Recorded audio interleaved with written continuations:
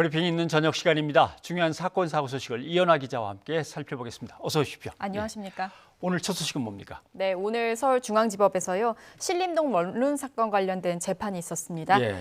재판부는 주거 침입과 성폭행 미수 등 혐의로 재판에 넘겨진 30살 조모 씨에게요. 징역 1년을 선고했습니다.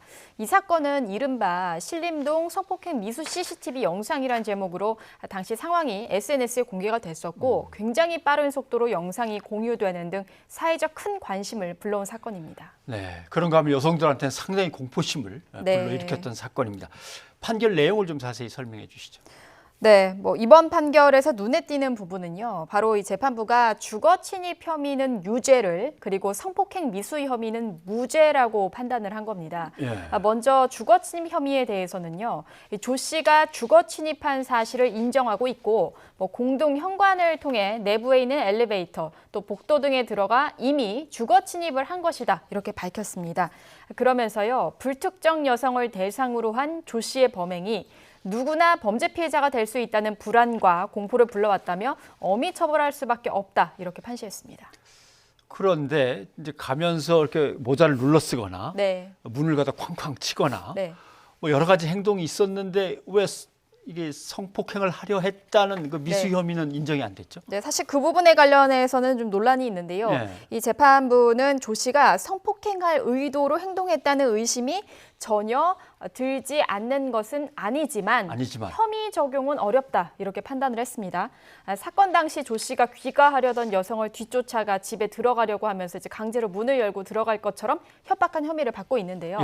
이 상황에 대해서 조 씨는 피해 여성에게 말을 걸기 위해 뒤따라갔다 이렇게 주장을 하고 있습니다. 이 주장에 대해서 재판부는 조 씨의 주장을 완전히 배척할 수 없다고 본다 이렇게 본 건데요. 특히 재판부는 조 씨에게 성폭행하려는 의도가 있었더라도 실제 실행한 부분이 인정돼야 미수로 처벌할 수 있다 이렇게 봤습니다. 그러니까 단지 가능성이 높다는 이유로 처벌한다면 국가 형벌권을 자의적으로 해석하는 것이다 이렇게 설명했습니다. 예.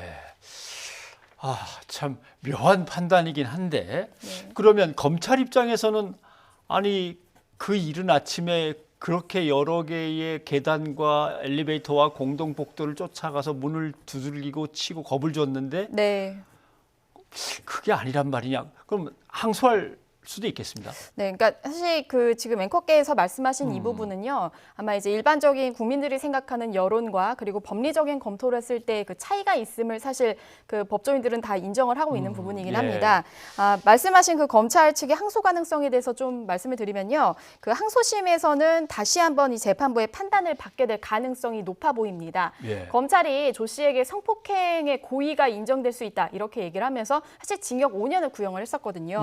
검찰은 사실 조 씨가 10분간 피해자 집 앞에 머물면서 문을 두드리고 또 도어락 비밀번호를 누르는 행동에 집중을 했고요. 또 조 씨가 2012년에 유사 방식으로 여성을 강제 추행한 혐의가 있어서 입건된 전력이 있습니다. 이런 것들을 근거로 해서 성폭행 미수 혐의를 주장을 해왔습니다. 근데 반면에 이 조 씨는 피해자 합의를 했고 성폭행 의사가 없었다면서 그간 무죄나 공소기각을 주장해 왔는데요. 이 때문에 항소심 재판부의 판결을 요청할 가능성이 높아 보입니다.